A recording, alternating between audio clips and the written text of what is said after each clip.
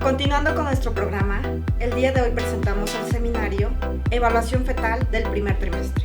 Presenta el doctor Salvador Jiménez Chávez. Buen día a todas y todos.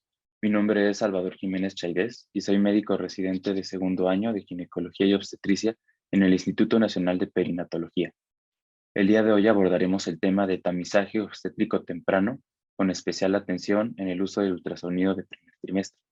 Esta monografía fue coordinada por el Dr. Jonathan Fidel Cueto Cámara, médico residente de tercer año de Ginecología y Obstetricia, y supervisada por la doctora Sandra Acevedo Gallegos, médico adscrito al Servicio de Medicina Materno-Fetal. Los objetivos de esta ponencia son conocer la importancia perinatal del ultrasonido obstétrico en primer trimestre, los factores de riesgo asociados a cromosomopatías y cómo el tamizaje fetal temprano puede ayudarnos a detectar alteraciones anatómicas o genéticas, el algoritmo combinado en detección de aneuploidías para poder determinar el tipo de riesgo que tienen las pacientes y los métodos diagnósticos invasivos o no invasivos que ayudan a confirmar el diagnóstico. Primero que nada, es importante conocer qué es el tamizaje y cómo el ultrasonido de primer trimestre nos permite investigar el presente para poder impactar el futuro obstétrico de las pacientes. Desde 1968, la OMS define como tamizaje a todas aquellas pruebas que se aplican en población asintomática o que presentan una etapa temprana de la enfermedad, esto con el fin de dirigir la prevención y tomar decisiones en conjunto. Las pruebas de tamizaje presentan una alta sensibilidad y una baja especificidad. Generalmente se aplican en etapas tempranas de la enfermedad para que puedan tener un impacto importante en la salud. Atienden un problema importante de salud pública y es importante contar con la infraestructura para poder realizar este tipo de estudios. Asimismo, debe de ser un examen aceptado por la población en quien se está aplicando. Debe de existir un tratamiento, un seguimiento y un pronóstico muy bien establecidos para la patología que se está estudiando. También tiene que ser un estudio que tenga una alta coste-efectividad. Generalmente, los estudios de tamizaje son más accesibles que los estudios confirmatorios con una alta especificidad. Deben de tener una adecuada seguridad, sobre todo en el embarazo, y contar con pruebas confirmatorias para poder determinar un diagnóstico certero. Asimismo, las pruebas deben de tener una adecuada seguridad, sobre todo en el embarazo, y deben contar con pruebas confirmatorias para poder determinar un diagnóstico certero. El ultrasonido en obstetricia, junto con el tamizaje, es un proceso continuo. Esto quiere decir que el ultrasonido de primer trimestre complementa el tamizaje posterior en segundo trimestre, también llamado el ultrasonido estructural. Existen diferentes parámetros de las pruebas de tamizaje que nos permiten evaluar su efectividad para poder determinar y orientar las diferentes pruebas que pueden ayudarnos a diagnosticar diferentes patologías. Entre ellas se encuentran la sensibilidad y la especificidad, las cuales se realizan antes de una prueba de tamizaje y evalúan como tal a la prueba per se. La sensibilidad, también conocida como la tasa de detección, toma en cuenta a aquellos pacientes con una prueba positiva en relación con todos aquellos que tienen la enfermedad, mientras que la especificidad evalúa la capacidad de una prueba para descartar a la población sin enfermedad. De forma más gráfica, podemos observar que en la curva azul se representan a todos los pacientes sanos, mientras que en la curva roja se representan a todos los pacientes con la enfermedad. Es decir, los sanos son los verdaderos negativos y los pacientes con la enfermedad son los verdaderos positivos. En un estudio de tamizaje con una alta sensibilidad, el punto de corte lo podemos observar en la flecha, donde se incluyen en los resultados a todos los pacientes con la enfermedad a expensas de incluir a algunos pacientes sanos, también llamados falsos positivos. Es en una prueba confirmatoria o de diagnóstico con una alta sensibilidad que el punto de corte para las pruebas es un poco más juicioso y descarta de forma adecuada a los pacientes que no tenían la enfermedad en un primer estudio de tamizaje. Es decir, logra descartar a los falsos positivos y conservar a los verdaderos positivos o a los que tienen como tal la patología o la enfermedad que se está investigando. Es muy importante conocer también que la sensibilidad y la especificidad son independientes de la prevalencia de la enfermedad. Una forma gráfica de evaluar las pruebas de tamizaje es por medio de la curva ROC. Es una gráfica donde se construye mediante diferentes puntos de corte en una prueba de tamizaje. En el eje de la Y observamos la sensibilidad y en el eje de la X observamos la tasa de falsos positivos, también conocido como el recíproco de la sensibilidad, y se grafica como 1 menos la especificidad. Una prueba de tamizaje ideal sería aquella que tiene un punto de corte en la esquina superior izquierda, abarcando mayor área bajo la curva, es decir, mayor número de pacientes. Otros parámetros que se pueden utilizar para valorar las pruebas de tamizaje son el valor predictivo positivo y negativo, también llamados parámetros post-prueba. Estos van a considerar los resultados positivos y los resultados negativos de la prueba. Sobre todo, estos parámetros van a ayudarnos a individualizar y a aterrizar un poco más la probabilidad de riesgo que presentan las pacientes ante una prueba de tamizaje. Estos parámetros son dependientes de la prevalencia de la enfermedad y cobran diferente importancia dependiendo de la misma. El valor predictivo positivo, la cual es la probabilidad de que un paciente con un resultado positivo en verdad tenga la enfermedad, tiene mayor importancia en patologías con una mayor prevalencia, dado que si una paciente tiene una enfermedad muy prevalente, es muy probable que una prueba positiva esté confirmando el diagnóstico. Mientras que el valor predictivo negativo, que es la probabilidad de que un paciente con un resultado negativo en verdad se haya descartado la enfermedad, tiene mayor importancia en patologías con una menor prevalencia, tales como son las cromosomopatías. Sin embargo, es importante mencionar que la prevalencia de las cromosomopatías va a ser muy diferente en las pacientes dependiendo de la edad materna en la que se esté realizando el tamizaje, de la edad gestacional y de diferentes marcadores por ultrasonido y bioquímicos que van a modificar el riesgo en cada paciente. El ultrasonido que se realiza entre las semanas 11 y 13.6 de embarazo evalúa no solo la anatomía fetal, sino también el riesgo de aneuploidías por medio de marcadores morfológicos muy bien documentados.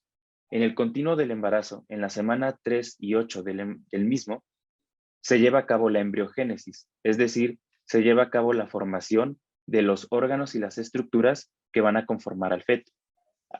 A partir de la semana 8 de gestación y en adelante, se puede considerar que todas las estructuras anatómicas fetales están formadas y solamente adquirirán tamaño, forma y maduración.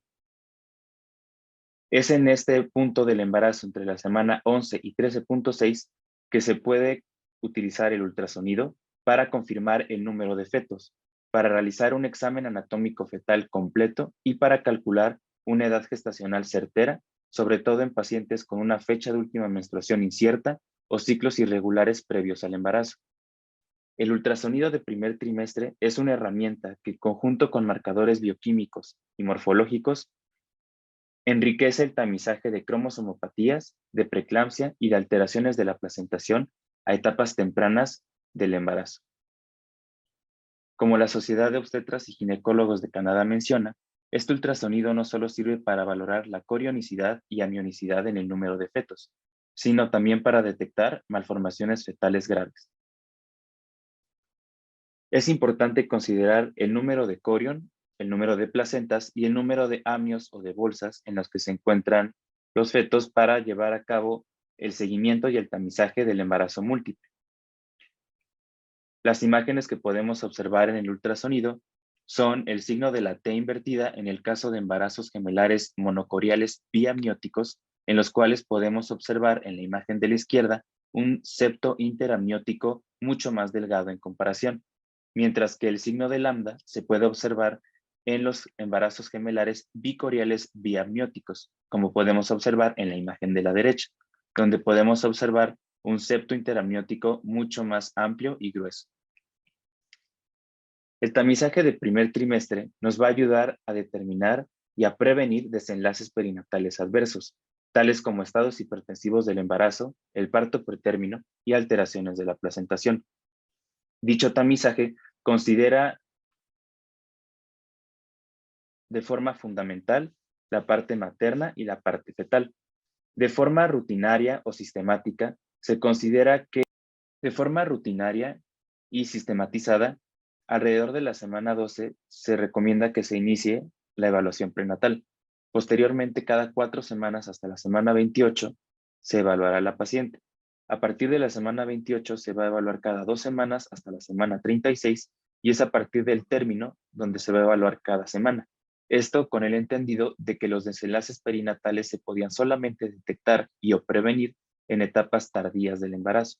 Sin embargo, desde el 2011, el equipo del doctor Nicolaides ha propuesto que la evaluación de primer trimestre determine y norme la conducta prenatal en cada paciente de forma individualizada. Mientras que un embarazo de bajo riesgo puede tener un seguimiento mucho más laxo en el sentido de que pues, se puede valorar a la semana 20 de gestación para realizar un ultrasonido de segundo trimestre estructural y complementar el tamizaje y puede llevarse el seguimiento hasta el término y de ahí en adelante hasta la resolución. Mientras que en embarazos en los cuales el riesgo sea mediano o alto, en los cuales se reajuste el riesgo a un riesgo alto, se deberá de tener un manejo individualizado perinatal para poder prevenir desenlaces adversos. Asimismo, se evaluará al término y a la resolución. El tamizaje de primer trimestre también se debe de entender como un derecho de todas las pacientes de forma universal y avalado por la OMS. Esto con el fin de tomar decisiones informadas a edades gestacionales tempranas y para tener un adecuado plan de nacimiento en caso de querer continuar con la gestación. Y el tamizaje genético, el cual es un componente importante durante estas semanas de gestación. En general, el riesgo de malformaciones de novo en la población es del 3%, mientras que el riesgo de neoploidías es menor al 1%. Es decir, son patologías que tienen una baja prevalencia, sin embargo, tienen un impacto social y económico muy importante en todas las familias de los pacientes que las padecen. Asimismo, las alteraciones estructurales y numéricas son las más importantes, entre ellas las alteraciones numéricas, las aneuploidías. El tamizaje genético se utiliza para detectar defectos de nacimiento más comunes y poder actuar en consecuencia. Se realiza sobre todo en embarazos que no tienen factores de riesgo para defectos al nacimiento o de trastornos genéticos. Las pruebas de tamizaje suelen ser no invasivas en primera instancia, con una muestra de sangre materna o con imágenes por ultrasonido, y se debe de contar con una adecuada infraestructura y un abordaje multidisciplinario con diversas especialidades médicas para poder otorgar una adecuada atención a los pacientes. Las aneuploidías somáticas son las alteraciones genéticas más frecuentes en los seres humanos. La más infrecuente es la trisomía 13, también conocido como el síndrome de Patau, la cual tiene una prevalencia de 1 por cada 7,400 recién nacidos vivos y se caracteriza sobre todo por alteraciones de la línea media y cardiopatías congénitas. La trisomía 18 o síndrome de Edwards tiene una prevalencia de 1 por cada 3,300 recién nacidos vivos y se caracteriza también por presentar malformaciones faciales y alteraciones de la línea media. La trisomía 21 es por mucho la alteración genética de tipo aneuploidía más frecuente en los seres humanos y está relacionada con la edad materna. A mayor edad materna, mayor incidencia de trisomía 21. La trisomía 21 tiene un fenotipo muy específico, lo cual puede llegar a comprometer la función cardiovascular y la función neurológica de los pacientes. Sin embargo, también es importante considerar que dichos pacientes presentan mayor riesgo de presentar enfermedades crónico-degenerativas, tales como leucemia, epilepsia o Alzheimer. Otro tipo de aneuploidías de los cromosomas sexuales son el síndrome de Turner, también conocido como la monosomía del X, que tiene una prevalencia de 1 por cada 2,500 recién nacidos vivos y se caracteriza sobre todo por su fenotipo y sus alteraciones cardiovasculares. Y el síndrome de Klinefelter, que tiene una prevalencia de 1 en 650 nacidos vivos. Ambas aneuploidías se caracterizan por una no disyunción meiótica de los cromosomas sexuales. La epidemiología en México no dista de ser muy similar a la epidemiología mundial. En un estudio de cohorte retrospectivo del Hospital Infantil de México, se encontró que entre el 2008 y el 2016 hubo una tasa de nacimientos de 3.73 por cada 10.000 nacidos vivos que presentaron trisomía 21. En el Instituto Nacional de Perinatología, entre el 2016 y el 2021, hubieron 72 casos de aneuploidías en recién nacidos vivos. 81% de ellos presentaron síndrome de Down, 17% de ellos trisomía 18 o síndrome de Edwards, y solamente un paciente presentó monosomía del X y un paciente presentó síndrome de Patau. El tamizaje genético se compone entonces del ultrasonido que se realiza entre la semana 11 y 13.6 de embarazo, de marcadores bioquímicos y del ADN fetal que puede ayudar en ciertos casos específicos a determinar el riesgo de las pacientes. Comenzando con el protocolo anatómico fetal, es importante conocer cuáles son las estructuras a evaluar para poder alcanzar una adecuada tasa de detección a esta edad gestacional. El parámetro por fetometría más importante en las semanas 11 a 13.6 es la longitud cefalocauda, la cual debe encontrarse entre 45 y 84 milímetros para poder considerar que se está realizando una evaluación de primer trimestre, la cual tiene una tasa de visualización de hasta el 98%. Se tiene que obtener para la longitud cefalocauda un corte parasagital donde se pueda observar por completo la longitud cefalocauda. Otros marcadores de fetometría que se pueden tomar entre estas semanas es el diámetro biparietal y la circunferencia cefálica, las cuales nos pueden ayudar a datar un embarazo, además de la longitud cefalocauda. Recordemos que a partir de la semana 12 comienza la osificación de los huesos y la calota y los huesos parietales pueden ayudarnos como referencia para tomar este marcador de fetometría. Asimismo, se puede tomar la circunferencia abdominal, tomando en consideración que a la semana 12 debe de haber una regresión de la hernia intestinal fisiológica. Se puede ayudar también para datar un embarazo en caso de que la longitud cefalocauda esté fuera del margen considerado para el ultrasonido de primer trimestre. Y en un corte sagital a nivel de las extremidades inferiores se puede considerar la longitud femoral también como marcador de fetometría. En este estudio de cohorte retrospectivo del 2008 al 2015 se evaluó en un hospital de tercer nivel obstétrico en China a poco más de 50,000 fetos en el primer trimestre. Los criterios de exclusión para su evaluación fueron que presentaran un marcador por ultrasonido mayor de aneuploidía y el objetivo principal o primario fue conocer la sensibilidad o la tasa de detección de alteraciones estructurales. Se realizó en este protocolo anatómico fetal un corte sagital y 14 cortes axiales en los cuales se evaluó la anatomía fetal. En el corte sagital se evaluó la translucencia nucal, el hueso nasal y la longitud cefalocauda, mientras que en los cortes axiales se evaluaron a diferentes niveles estructuras anatómicas importantes. Entre ellas, en cráneo y cuello se pueden valorar datos de acrania, anencefalia, ventrículomegalia o malformaciones de Chiari, entre otras. También a nivel de cara se puede evaluar la presencia del labio y paladar hendido, el estado de los cristalignos, el hueso nasal y la translucencia nucal. En un corte de corazón de 4 cámaras a esta edad gestacional se pueden considerar datos de CIB o de CIA, de desproporción de ventrículos o de tetralogía de Fallot.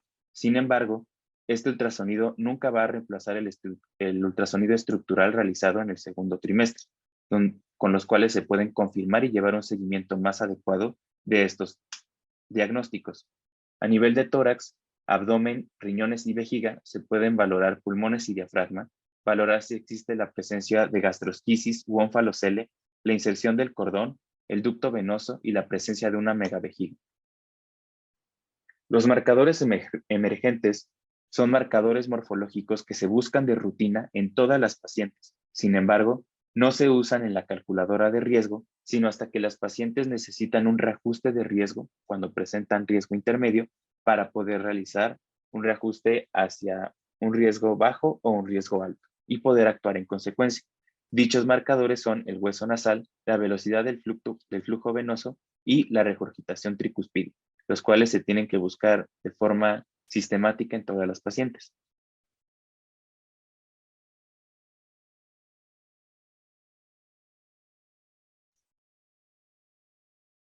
El hueso nasal es una estructura muy importante que se tiene que valorar en el primer trimestre, ya que se ha visto que hasta el 70% de los pacientes con trisomía 21 no presentan un hueso nasal visible al momento del estudio.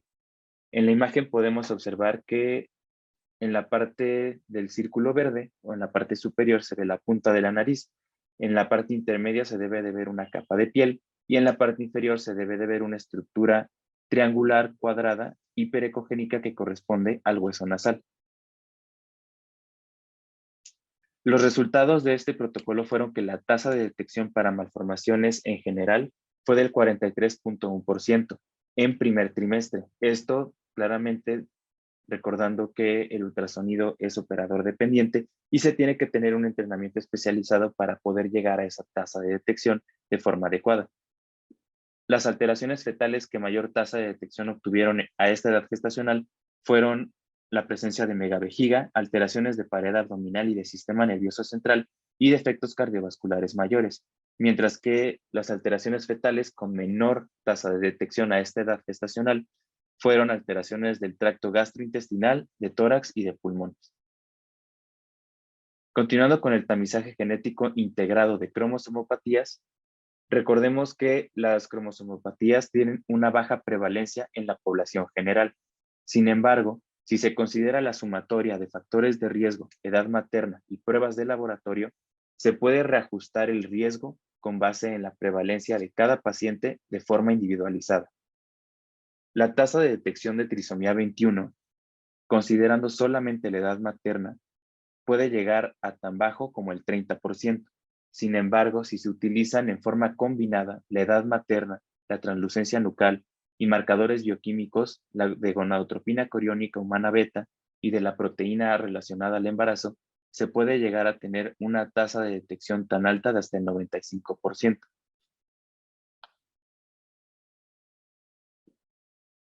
Se propone un estudio a la semana 12 de embarazo llamado One Stop Clinic for Assessment of Risk, o también llamado OSCAR, en el cual en un solo punto del tiempo se toma en cuenta la edad materna que presenta la paciente al momento del tamizaje, marcadores séricos de primer trimestre, la translucencia nucal y otros marcadores morfológicos de aneuploidías. Y el ADN fetal se reserva para casos especiales en los cuales se puede utilizar este estudio. Como ya habíamos comentado, la edad materna va a estar relacionada con el riesgo de trisomía 21, pero también con el riesgo de cualquier otra cromosomopatía, excepto en las trisomías sexuales y en la monosomía del X. El riesgo a priori va a depender de la edad materna y de la edad gestacional en la que se esté realizando el tamizaje. Otro parámetro fundamental en primer trimestre para considerar el riesgo de aneuploidía es el valor de la translucencia nucal, el cual se define como un área hipoecogénica que se encuentra entre la piel fetal y las estructuras óseas fetales del cuello. Se tiene que obtener un corte sagital con una ampliación de la imagen a 2/3 donde se pueda observar el tórax y la cara en una posición neutra. Se puede tomar en cuenta en percentil o en milímetros y se considera una translucencia nucal aumentada cuando ésta se encuentra por arriba de 3 milímetros o por arriba del percentil 99, y la cual está directamente relacionada con aneuploidías. Se ha observado que hasta el 75% de los fetos con trisomía 21 o 18 presentan una translucencia nucal aumentada. Sin embargo, una translucencia nucal aumentada no solamente implica una aneuploidía, también puede asociarse a alteraciones anatómicas, sobre todo cardiovasculares, donde una distribución de flujos alterada en el feto puede tener una translucencia nucal aumentada. La translucencia nucal aumentada puede estar relacionada a diversas patologías estructurales en el feto de sistema nervioso central, asociadas a cardiovasculares, tórax o anemia fetal. También puede asociarse a alteraciones del tracto gastrointestinal, de pared abdominal, del tracto genitourinario o de las extremidades, y el riesgo es directamente proporcional al aumento de la translucencia nucal. Otro componente importante del tamizaje de primer trimestre son los marcadores séricos, también llamado el duotest, los cuales se evalúan a la gonadotropina coriónica humana beta y a la proteína relacionada al embarazo en múltiplos de la mediana, los cuales son factores epidemiológicos que se pueden utilizar para determinar cuántas veces está aumentado o disminuido la cantidad de dichos marcadores en las pacientes. podemos observar que hay diferencias significativas en diferentes trisomías de estos dos marcadores. Y podemos también observar que no solamente se asocian a alteraciones genéticas, sino también pueden estar relacionadas a alteraciones anatómicas, tales como espina bífida o anencefalia. El tamizaje para alteraciones cromosómicas se puede llevar tan temprano como en el primer trimestre y es un continuo que se puede utilizar de forma combinada o por separado de diferentes marcadores a diferente edad gestacional. El ADN fetal libre se puede realizar desde la semana 9 de gestación y hasta el término, con una tasa de detección para trisomía 21 de hasta el 99%. Las ventajas son que tiene una mayor tasa de detección desde la semana 9. En el primer trimestre se recomienda que se utilice el tamizaje integrado de primer trimestre en una sola toma, recomendado por la Fetal Medicine Foundation, que comienza desde la semana 10 hasta la semana 13.6 y tiene una tasa de detección de hasta el 87% para trisomía 21. Asimismo, se pueden utilizar diferentes combinaciones en primer y segundo trimestre de marcadores bioquímicos o ultrasonográficos para poder determinar la tasa de detección. En el caso del embarazo múltiple, se tiene que considerar a los gemelos bicoriales biamnióticos como un riesgo individual, dos fetos completamente diferentes con riesgos individuales, mientras que en los gemelos monocoriales biamnióticos es importante considerar el riesgo combinado, y la translucencia nucal en este tipo de embarazos puede estar relacionada al riesgo de síndrome de transfusión feto-fetal. En embarazos gemelares bicoriales biamnióticos, el riesgo de aneuploidías es del 4%. Y en este caso, 90% de los fetos solamente, y en el 90% de este tipo de embarazos solamente un feto va a presentar aneuploidía. Es decir, se puede realizar el tamizaje bioquímico y el tamizaje morfológico por separado de los fetos y actuar en consecuencia dependiendo del riesgo. Mientras que en los gemelos monocoriales biamnióticos es un promedio del riesgo. Se realizan marcadores bioquímicos séricos para el feto A y morfológicos para el feto A. Asimismo, se realizan un cálculo del riesgo para el feto B y después se divide entre dos para tener el riesgo final y actuar en consecuencia. Una vez que se han recabado los resultados de edad materna, translucencia nucal y marcadores bioquímicos, se puede utilizar la calculadora de riesgo de la Fetal Medicine Foundation, la cual utiliza una sumatoria de estos factores de riesgo y tiene una tasa de detección de hasta el 87%, considerando edad materna, antecedente de fetos con aneuploidías y los resultados de fetometría que se realizan entre la semana 11 y 13 de gestación, considerando la longitud cefalocauda, la translucencia nucal, la frecuencia cardíaca fetal y los múltiplos de la mediana para los marcadores bioquímicos. Una vez que se realiza este cálculo de riesgo, las pacientes pueden presentarse en un riesgo bajo de aneuploidías, es decir, el 83.5% de la población se encuentra en este rubro y solamente el 1% de esta población tiene riesgo de presentar trisomía 21. Es decir, aún con riesgo bajo, las pacientes pueden llegar a presentar se pueden llegar a presentar aneuploidías. Por lo tanto, el tamizaje de primer trimestre de riesgo bajo no descarta por completo la presencia de aneuploidías y se tiene que realizar un ultrasonido estructural en el segundo trimestre para poder determinar que no existe mayor riesgo. Cuando se obtiene un riesgo alto, quiere decir que hay la probabilidad de 1 en 50 de presentar aneuploidías. En este rubro se encuentra el 1.5% de la población, sin embargo, hasta el 85% de los fetos en esta población presentarán trisomía 21 o alguna otra aneuploidía. En este caso, se recomienda que se hagan estudios diagnósticos invasivos directos, tales como la biopsia de vellosidades coriales, la amniocentesis o la cordocentesis. En el caso de que las pacientes presenten un riesgo intermedio, es decir, entre 1 en 50 y 1 en 1000 pacientes para presentar riesgo de aneuploidías, en este rubro se encuentra el 15% de la población. Para determinar si el riesgo intermedio va a cambiar a un riesgo bajo o un riesgo alto, se utilizan los marcadores emergentes antes mencionados y se puede utilizar también el ADN fetal como apoyo diagnóstico.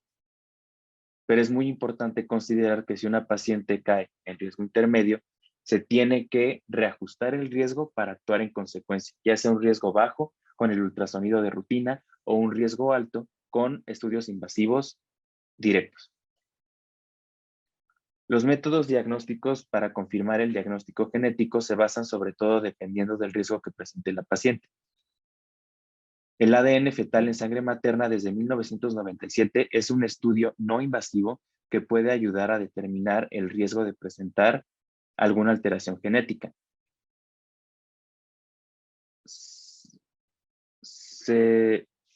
Durante el embarazo, fragmentos de ADN se liberan desde la placenta hacia la circulación materna.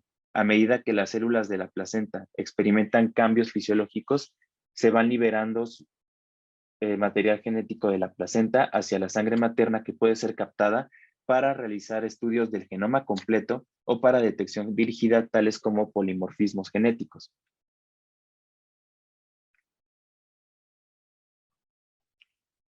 En este estudio prospectivo multicéntrico, para determinar si era mejor un tamizaje estándar o el ADN fetal para poder determinar el riesgo de aneuploidías, se evaluó a poco más de 15,000 pacientes con una edad materna promedio de 30,7 años. Este tamizaje se realizó entre las 10 y las 14 semanas de gestación y se evaluó y se comparó el tamizaje estándar y el uso del ADN fetal. En la curva ROC de la izquierda podemos observar que el ADN fetal obtuvo una sensibilidad de aproximadamente una sensibilidad del 100%, mientras que el tamizaje estándar solamente alcanza una sensibilidad del 78%, con una P estadísticamente significativa. Se puede concluir que el tamizaje de rutina poblacional con ADN fetal tuvo una mayor sensibilidad, menor tasas de falsos positivos y un mayor valor predictivo positivo en comparación con el tamizaje estándar que incluía el uso de la translucencia nucal y de marcadores bioquímicos.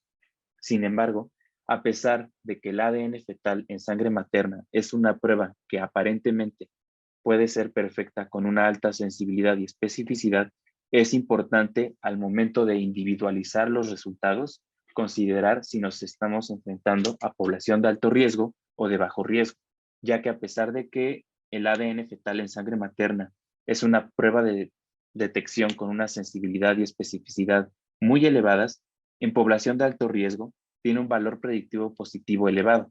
Corresponde con la alta prevalencia que existe dependiendo de la edad materna y de la edad gestacional.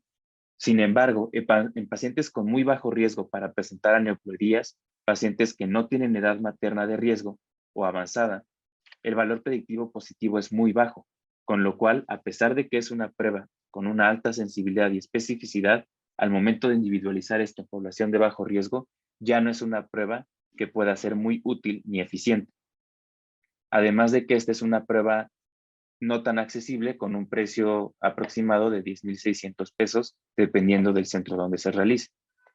Las pruebas diagnósticas invasivas incluyen la biopsia de vellosidades coriales y la amniocentesis.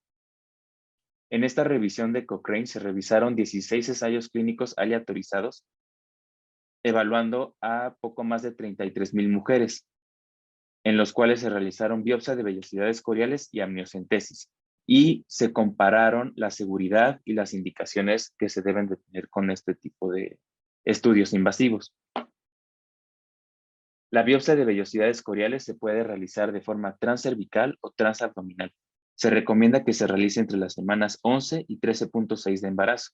A estas semanas de gestación presenta un riesgo de aborto de aproximadamente el 1%. Se prefiere la vía transcervical, sin embargo, la vía transabdominal se puede utilizar en caso del operador y debe de ser guiada con ultrasonido. Estos estudios invasivos van a estar indicados en aquellos pacientes que tuvieron un tamizaje de aneuploidías con riesgo alto para trisomías, en alteraciones estructurales en los cuales está indicado este abordaje invasivo y la confirmación de un resultado de ADN fetal en circulación materna. Con las mismas indicaciones, pero a diferente edad gestacional, se puede realizar la amniocentesis entre la semana 14 y 20 de gestación, con un riesgo de aborto muy similar a la biopsia de vellosidades coriales. Sin embargo, puede llegar a aumentar en algunas poblaciones el riesgo de distrés respiratorio y neumonía. El tienen las mismas indicaciones la amniocentesis que la biopsia de vellosidades coriales. Sin embargo, el realizar una amniocentesis temprana entre la semana 10 y 14 aumenta el riesgo de pérdida fetal y de pie equinovar. Una vez que se confirma el diagnóstico genético, recordemos que se realiza por medio de la sumatoria de la edad materna, la translucencia nucal y los marcadores bioquímicos de gonadotropina coriónica humana beta y proteína relacionada al embarazo. Se utiliza la calculadora de riesgo para ajustar el riesgo de cada paciente de forma individual y las pacientes van a presentar un riesgo bajo, intermedio o alto de cromosomopatías. En caso, se tiene que continuar el tamizaje por medio de un ultrasonido estructural de rutina para confirmar o descartar alteraciones anatómicas. En caso de que exista un riesgo alto, las pacientes se recomienda que se sometan a un estudio diagnóstico invasivo y en caso de que las pacientes presenten un riesgo intermedio, se tiene que reajustar el riesgo a bajo o alto para poder actuar en consecuencia. El DNA fetal libre se puede utilizar desde las 9 semanas de gestación. Sin embargo, debemos de tener especial atención en pacientes con una baja prevalencia para su uso. El ultrasonido y el tamizaje que se realiza entre la semana 11 y 13.6 va a ayudarnos a dictar y determinar el seguimiento prenatal que se le puede dar a cada paciente, siguiendo de rutina el ultrasonido de segundo trimestre y con base en ello actuar hasta el término y la resolución. Otros tamizajes de primer trimestre que se pueden utilizar son el tamizaje de preeclampsia, de RCIU o de parto pretérmino, con diferentes marcadores séricos y por ultrasonido. En años recientes y con la mejoría de los equipos de ultrasonido, se puede determinar el espectro de atletismo placentario a edad gestacional temprana, sobre todo con datos como placentación en un nicho de cicatriz uterina, lagunas placentarias o hipervascularidad vesicouterina, que desde esta edad gestacional pueden ayudarnos a determinar el seguimiento que se le va a dar a estas pacientes.